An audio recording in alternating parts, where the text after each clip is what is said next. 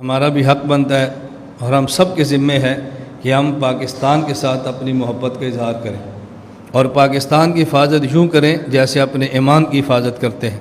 اور میں بارہا یہ بات کہتا ہوں، اللہ کی قسم آپ کو اندازہ نہیں ہے پاکستان دنیا میں کتنی بڑی مسلمان کے لیے جنت ہے۔ جتنی آزادی، جتنی خوشیاں، جتنی راحتیں ہمیں ملک پاکستان دیتا ہے، دنیا کا کوئی ملک نہیں دیتا۔ ہمارے وہ لوگ جو پاکستان سے باہر بزنس کرتے ہیں یا ملازمت کرتے ہیں، آپ ان سے جا کر پوچھ لو، کروڑوں روپیہ بھی جیب کے اندر ہوگا نا، وہ ہر وقت خود کو پردیسی سمجھتے ہیں کہ پتہ نہیں ہمارے ساتھ یہ ملک آئندہ کیا فیصلہ کرے گا۔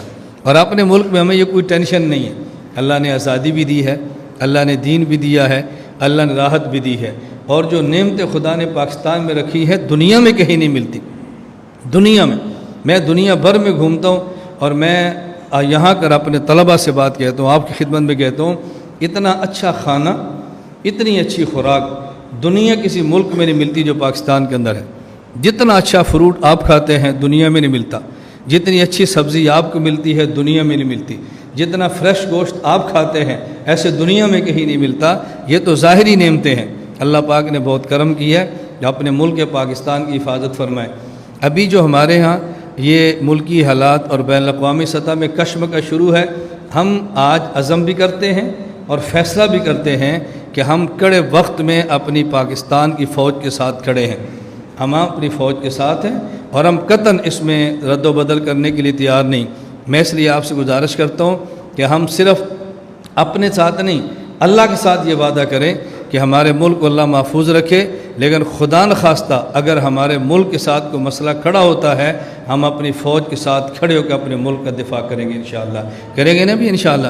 ہاتھ اٹھا کے وعدہ کرو، کریں گے انشاءاللہ۔ اس میں کمی بیشی نہیں کرنی۔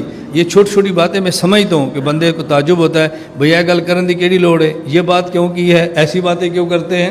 لیکن میں آپ کی خدمت میں عرض کرتا ہوں، اپنے ملک کو مسجد کی طرح بچاؤ۔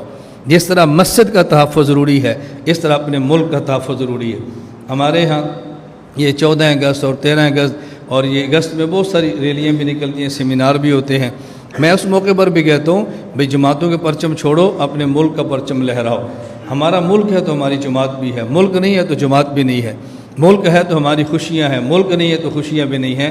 تو ہم دعا بھی کریں گے عید کے انشاءاللہ اللہ تعالی ہمارے ملک کی حفاظت فرمائے، اللہ تعالی حفاظت فرمائے۔ یہ چھوٹی موٹی سیاستدانوں کی کمیاں اور کوتاہیاں دیکھ کے اپنے ملک سے بدظن نہ ہوا کرو۔ کوئی سیاستدان کی کوتاہی دیکھتا ہے ملک کے خلاف بولتا ہے، کسی فوجی جرنیل کی کوتاہی دیکھتا ہے تو ملک کے خلاف بولتا ہے۔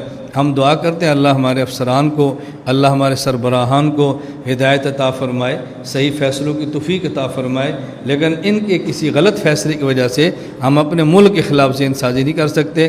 اللہ ہم سب کو پاکستان اور اسلام کی حفاظت کی توفیق عطا فرمائے۔